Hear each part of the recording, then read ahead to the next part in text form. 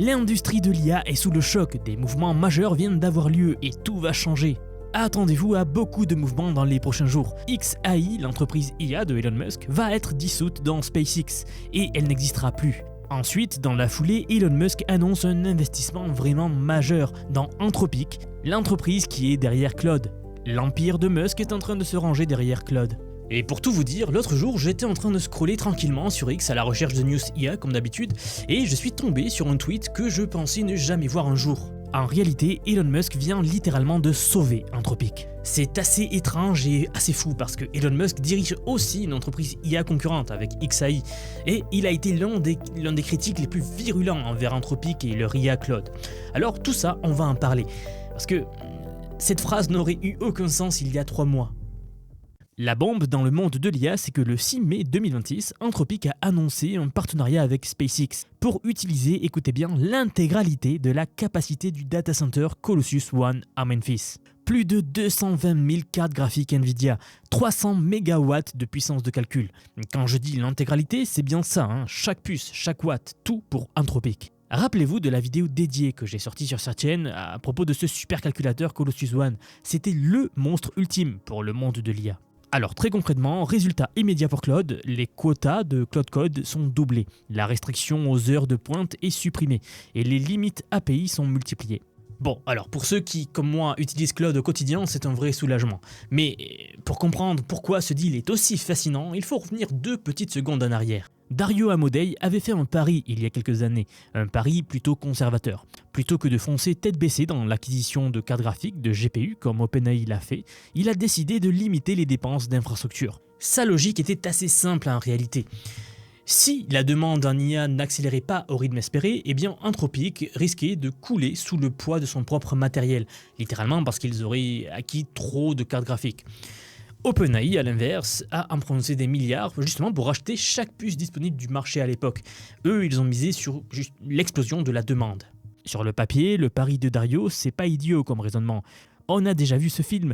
Au début des années 2000, rappelez-vous, des dizaines d'entreprises de télécom ont investi des centaines de milliards de dollars pour poser de la fibre optique partout, en pariant sur une explosion du trafic internet. Le trafic a bien explosé, mais pas aussi vite que prévu. Résultat, des faillites en cascade, World Communication, Global Crossing, des noms que plus personne ne connaît aujourd'hui. Ils avaient raison sur le fond, mais tort sur le timing. Et en business, forcément, le timing, c'est tout. Dario Amodei, c'est pas un inconnu sorti de nulle part, hein. Il connaissait très bien cette histoire. Alors oui, il a voulu éviter de devenir comme les WorldCom de l'IA. Sauf que, cette fois, la vague est arrivée 10 fois plus vite que ce que n'importe qui avait anticipé. Et je dis vraiment très vite, hein. Il y a un chiffre que j'aime citer d'une étude récente qui a été faite par Stanford sur l'état actuel de l'IA en 2026. C'est vraiment le panorama le plus complet de l'IA actuellement. Ça s'appelle l'AI Index 2026. J'ai d'ailleurs les documents toujours pas très loin.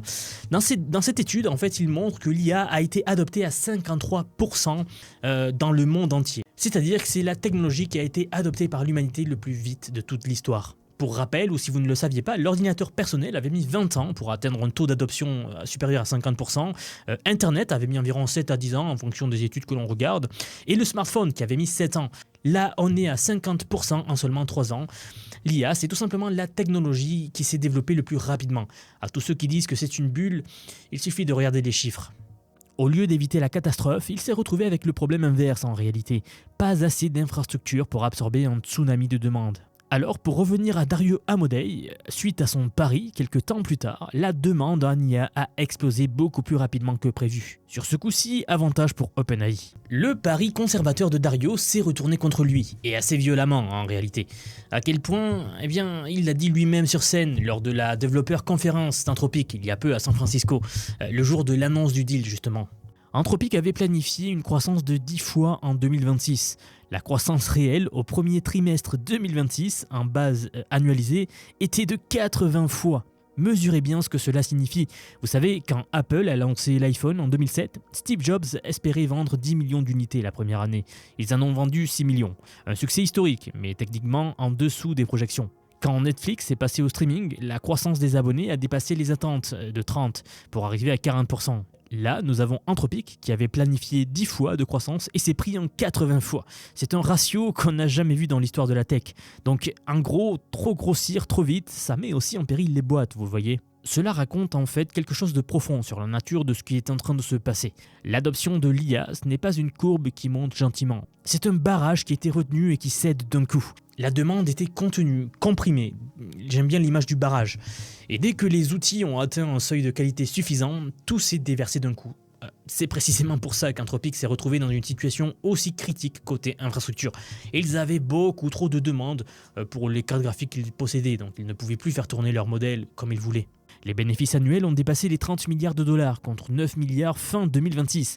Vous vous rendez compte de l'explosion du truc en peu de temps, en à peine 2-3 mois? Dario a lui-même qualifié cette situation de « just crazy » et de « too hard to handle », donc traduit en français par « complètement fou et trop difficile à gérer ».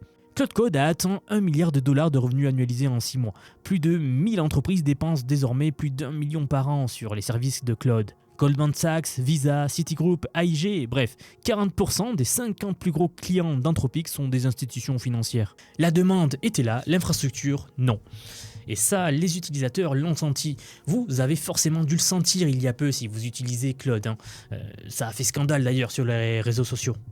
Les quotas ont été réduits sans prévenir, les performances se sont dégradées aux heures de pointe. Claude Code a eu des bugs pendant des semaines qu'Anthropic n'a même pas voulu reconnaître au début. Et surtout, zéro transparence. On paie un abonnement, alors on s'attend à un certain niveau de service. Et on se retrouve à galérer sans savoir pourquoi.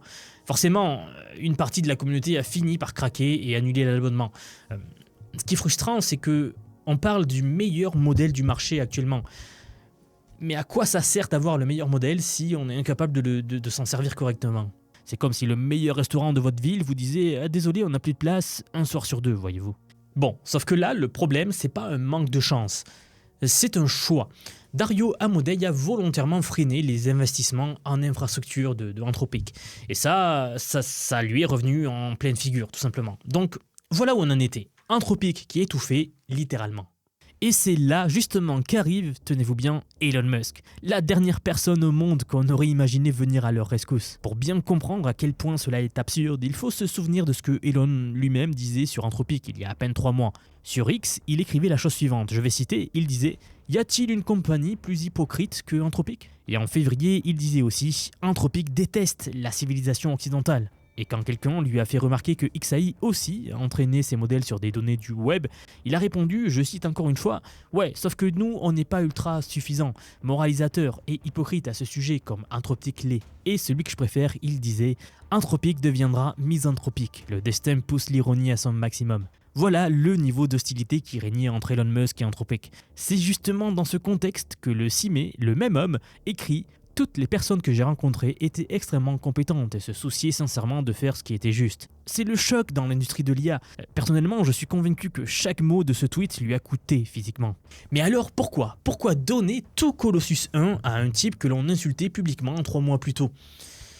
La réponse, comme bien souvent, se tient en 3 lettres, IPO, argent.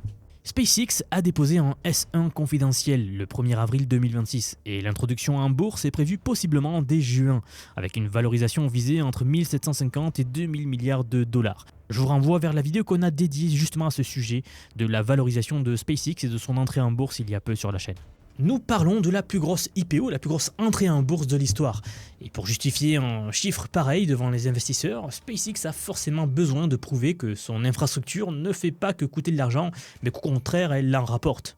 C'est justement là qu'un analyste de New Street Research estime que ce deal avec Anthropic devrait générer entre 3 et 4 milliards de dollars par an, dont plus de 2,5 milliards de profits, tout simplement, de profits en cash. Et les marges sont folles, parce que le data center est déjà construit, le capex est dépassé, c'est un coût irrécupérable. Chaque GPU qui tourne à vide, c'est de l'argent qui brûle, donc chaque GPU loué, au contraire, ici dans ce cas-là à Anthropic, ça va être un profit quasi pur.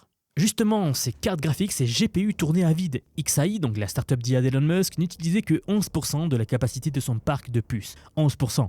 Colossus 1 avait été construit spécifiquement pour Grok, le chatbot d'Elon sur X, mais Grok n'a jamais atteint la base utilisateur nécessaire pour absorber toute cette puissance. En parallèle, XAI a brûlé 8 milliards de dollars de cash environ sur les 3 premiers trimestres de 2025, ce qui fait 10,4 milliards annualisés.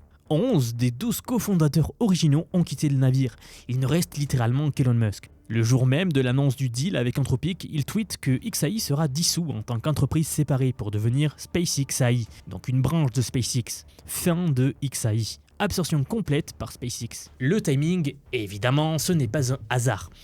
On dissout une entité qui saigne du cash, on transforme un data center qui ne servait à rien en une machine à générer un revenu, et on présente tout ça avec un beau packaging aux investisseurs juste avant l'IPO.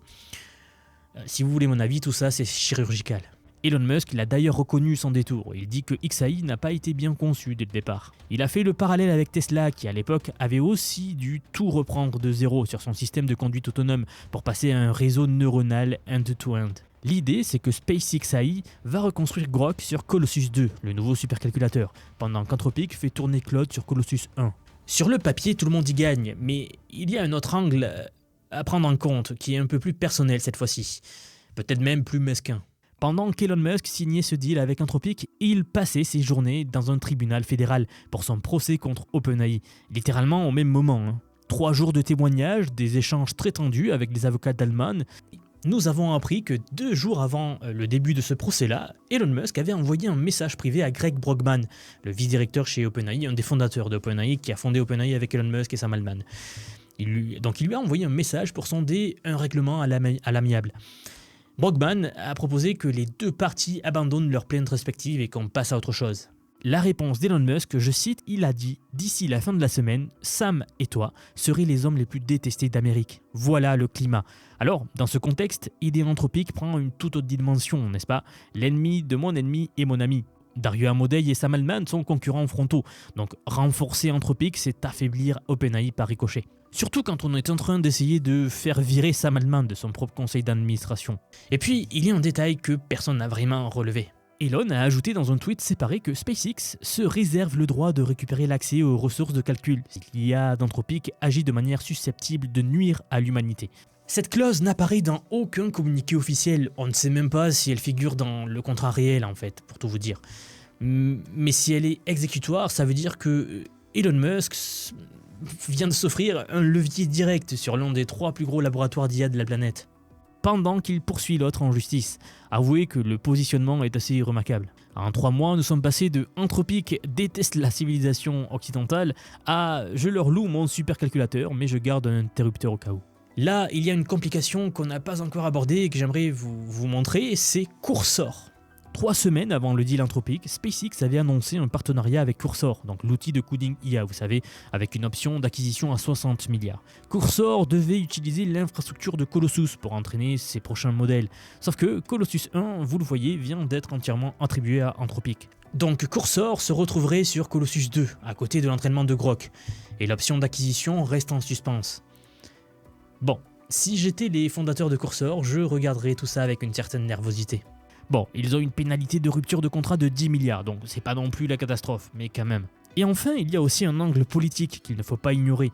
Le jour même du deal, on apprenait que Microsoft, Google et XAI avaient accepté de laisser le gouvernement fédéral américain tester leurs outils IA. Anthropic n'en faisait pas partie. Et ça, ce n'est pas un oubli, puisque en mars dernier, l'administration Trump avait désigné Anthropic comme un supply chain risk, ce qui revient concrètement à les mettre sur la liste noire pour tout ce qui touche au Pentagone et aux contrats de l'État. Anthropic conteste en justice, évidemment, mais il reste que, en attendant, la situation est quand même assez surréaliste. Vous avez une boîte valorisée à 900 milliards de dollars sur le marché privé qui est en même temps persona non grata à Washington. Donc c'est dans ce contexte précis qu'Anthropic signe un deal massif avec SpaceX. Vous comprenez maintenant tout ce qui s'emboîte, les pièces du puzzle. L'entreprise, SpaceX, donc l'entreprise d'un homme qui a l'oreille du pouvoir en place. Peut-être que c'est juste une histoire de GPU, peut-être pas. Derrière tout ça, il y a en fait une question de fond que je trouve fascinante. Si XAI peut louer toute son infrastructure à un concurrent direct, si Anthropic entraîne Claude aussi bien sur des GPU Nvidia que sur des TPU Google ou des puces Trainium d'Amazon par exemple, si OpenAI fait exactement pareil de son côté, ça veut dire quoi exactement? Eh bien, ça veut dire que les puces sont peut-être en train de devenir une commodité. Et si c'est le cas, on est en train de revivre un schéma que l'on connaît très très bien. Au début du XXe siècle, celui qui trouvait le pétrole avait tout le pouvoir. Les familles du Golfe, les premiers foreurs du Texas ou alors les grandes familles nobles qui le sont devenues grâce à ça, pour ne citer aucun nom bien sûr. Puis au fil des décennies, le pétrole est devenu une commodité, un prix au baril coté sur un marché mondial que tout le monde pouvait acheter. Le pouvoir s'est déplacé, il est passé de ceux qui extrayaient le pétrole à ceux qui contrôlaient le raffinage, puis la distribution, puis en fin de compte la production d'énergie elle-même. On est très probablement en train de vivre exactement le même glissement avec les GPU, les cartes graphiques. Aujourd'hui, tout le monde se bat pour les puces Nvidia. Mais si demain, Anthropic peut entraîner Claude indifféremment sur du Nvidia ou sur du TPU Google ou du Trainium Amazon, alors la puce individuelle perd de sa valeur stratégique. Si c'est le cas, la vraie valeur, elle n'est plus dans le silicium, elle est encore plus dans le bas du stack. Donc, c'est-à-dire, tout simplement, elle est dans l'énergie. 300 MW rien que pour Colossus 1, de quoi alimenter une ville de 300 000 habitants. Ça, c'est juste un deal parmi d'autres pour Anthropic, qui a aussi signé pour 5 GW avec Amazon et aussi 5 GW avec Google. 30 milliards de capacité Azure avec Microsoft et 50 milliards d'investissements dans l'infrastructure IA américaine. La demande en IA va dépasser l'offre pendant des années, ça c'est quasiment certain, peut-être pendant une décennie, parce que au fond, la demande en intelligence, elle est infinie quand on y réfléchit 2 secondes. Il y aura toujours un problème à résoudre, toujours un problème de plus à résoudre, un processus de plus à automatiser, une question de plus à poser. Vous voyez ? Alors, je pense que c'est le bon moment pour vous positionner. C'est là que l'on voit qui gagne vraiment dans cette histoire. Ce n'est pas Anthropic, ce n'est pas SpaceX, ce n'est même pas Elon Musk, c'est Nvidia. Mais toutefois, au-dessus de Nvidia, il y a encore le vrai gagnant qui est celui qui produit l'électricité. Parce que la chaîne est assez simple à comprendre en réalité, si vous ne devez retenir qu'une chose de cette vidéo, c'est celle-ci. Celui qui contrôle les watts contrôle les GPU, celui qui contrôle les GPU contrôle les modèles IA, et celui qui contrôle les modèles IA contrôle les produits et le futur. Elon Musk l'a très bien compris d'ailleurs, il est en train de se repositionner lui-même. Il ne cherche plus forcément à gagner la course au modèle, il cherche plutôt à posséder l'infrastructure sur laquelle tous les autres vont tourner. Fortune a titré cette semaine « Elon Musk is becoming the landlord of AI », donc traduit par le propriétaire de l'IA, avoir la propriété des murs par exemple. Quand on prend du recul, on parle d'un deal entre des entités qui pèsent ensemble plus de 3000 milliards de dollars de valorisation. Et c'est exactement ça. SpaceX et Anthropic seront probablement toutes les deux cotées en bourse avant fin 2026. On assiste à la restructuration d'une industrie entière en direct. J'espère que vous comprenez maintenant pourquoi il y a eu un vrai choc dans le monde de l'IA suite à cette annonce. Et pendant que ces géants se repositionnent, l'IA continue de se répandre dans tous les secteurs. La finance, le code, la science, le droit, l'éducation, et j'en passe. Claude Code a fait 1 milliard de dollars de revenus en 6 mois. Et les développeurs sont les premiers à adopter ces outils massivement. Mais derrière eux arrivent les analystes, les juristes, les avocats, les économistes, les scientifiques. Et bientôt, tout simplement, tout le monde, puisqu'on est en train d'automatiser l'intelligence. Ce qui se joue en ce moment, ce n'est pas un bras de fer entre les milliardaires et la population. Non, c'est une reconfiguration profonde de qui produit quoi dans l'économie de la connaissance. Et ceux qui prennent le temps de comprendre ces outils maintenant vont avoir un avantage considérable sur ceux qui attendent. Si vous regardez ce deal et que vous vous dites que l'IA n'est plus un gadget mais une infrastructure fondamentale, si vous voyez que les plus grandes entreprises du monde se battent pour des puces et des watts juste pour faire tourner ces modèles, si vous sentez que c'est maintenant qu'il faut s'y mettre et pas dans 6 mois, vous avez raison et j'ai justement quelque chose pour vous. J'aimerais vous dire que depuis quelques mois déjà, j'ai construit un programme d'apprentissage unique. Je vous apprends l'IA sous tous ses aspects. C'est un parcours que j'ai créé et pensé pour vous transmettre tout ce que je sais. Alors non seulement sur les modèles d'IA comme ChatGPT, Gemini de Google, Grok de Elon Musk, Claude, etc. Je vous montre en fait et surtout la manière de les intégrer concrètement dans votre vie, dans votre travail, dans vos projets. Et ce que vous soyez salarié, indépendant, entrepreneur ou même à la retraite. Car oui, nous avons beaucoup de retraités dans la communauté et ils utilisent l'IA au quotidien. J'ai récemment sorti la plus grosse mise à jour à ce jour de la formation. Ça fait un petit moment que j'en parlais, mais ça y est, elle est là, elle est en ligne. C'est un module entièrement dédié à l'automatisation par IA, donc en utilisant N8N. Autrement dit, la création d'agents IA, donc des espèces de salariés virtuels qui vont travailler pour vous et tout faire pour vous. En somme, vous faire gagner des heures et des heures et des heures. Vous êtes déjà plus de 6 à 7 000 à avoir rejoint ce programme, donc merci pour tout ce soutien. Et enfin, sachez qu'il n'y a pas besoin d'être développeur, pas besoin d'avoir un profil technique.